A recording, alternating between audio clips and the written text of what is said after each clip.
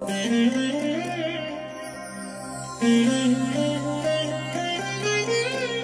దినం పరము నుండి దిగివచ్చు మాట. ఇది నీ జీవితానికి వెలుగుల బాట. నీ ఒడిలో ఉంచబడిన దీవెనల మూట, అద్భుతాల ఆనంద ఊట. జూలై 3 సంవత్సరమంతా మీరు బైబిల్ చదివి ముగించడానికి ఈరోజు మీరు చదవలసిన లేఖన భాగము ఉదయం యోబు గ్రంథం 25, 26 మరియు 27 అధ్యాయములు, సాయంత్రం అపోస్తుల కార్యములు 12వ అధ్యాయము. ప్రభునందు నా ప్రియమైన దేవుని బిడ్డలారా, ఈ ఉదయకాల సమయంలో దేవుని కృప మీకు తోడైనగాక.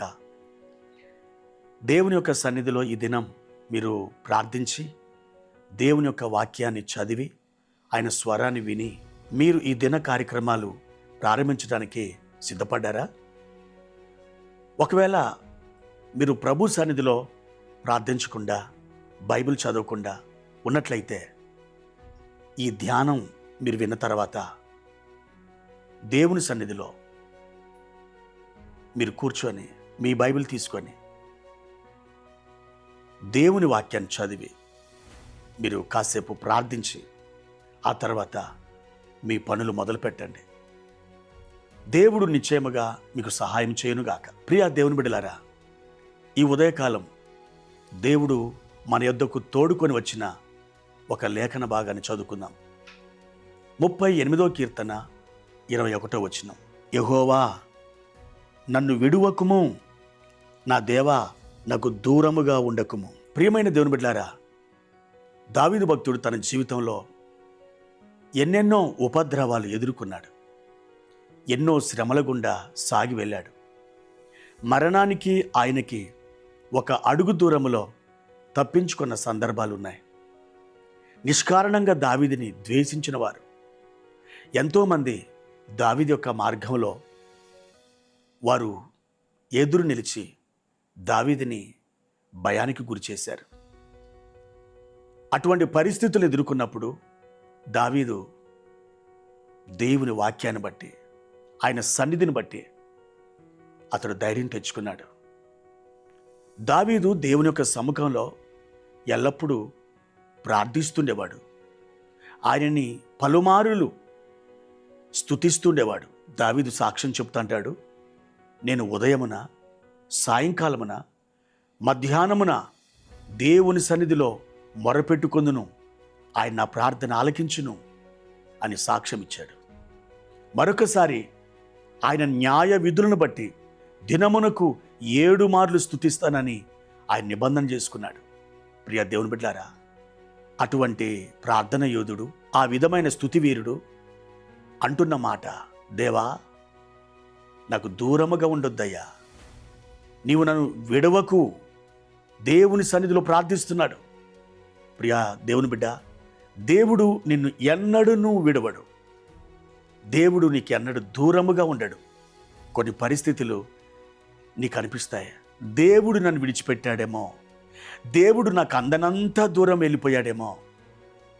నేను ఎంతగా అంగలార్చినా, ఎంతగా మొరపెట్టినా, నిరీక్షించినా నేను ఆశించినవి ఎన్నడూ నాకు జరగట్లేదే.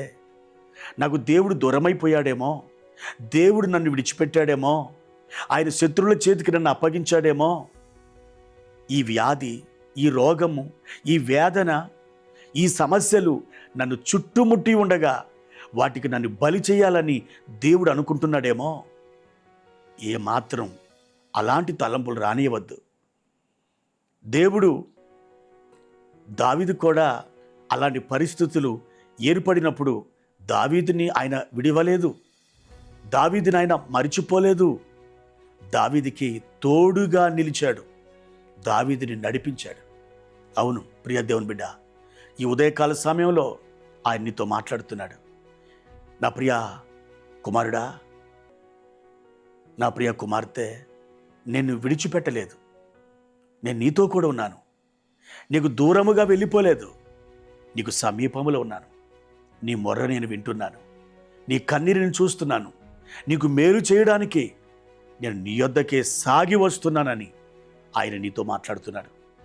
ఎందుకు అలజడి చెందుతావు? ఎందుకు బాధపడతావు?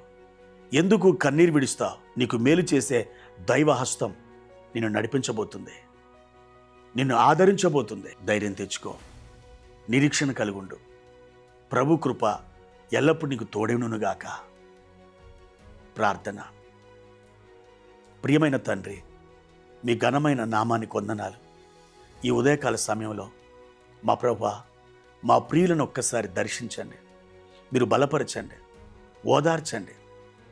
అయ్యా, మీరు దూరమైపోయారేమోని, మీరు వారిని విడిచిపెట్టారేమోనని వారు భయపడుతున్నారు, ఆవేదన చెందుతున్నారు. తండ్రి, నేను మిమ్మలను విడవలేదని, మీకు దూరముగా లేనని ఈ దినం ఒక ఆనవాలుని వారికి కనపరచండి. మా తండ్రి, వారి భయాల నుండి విడిపించండి.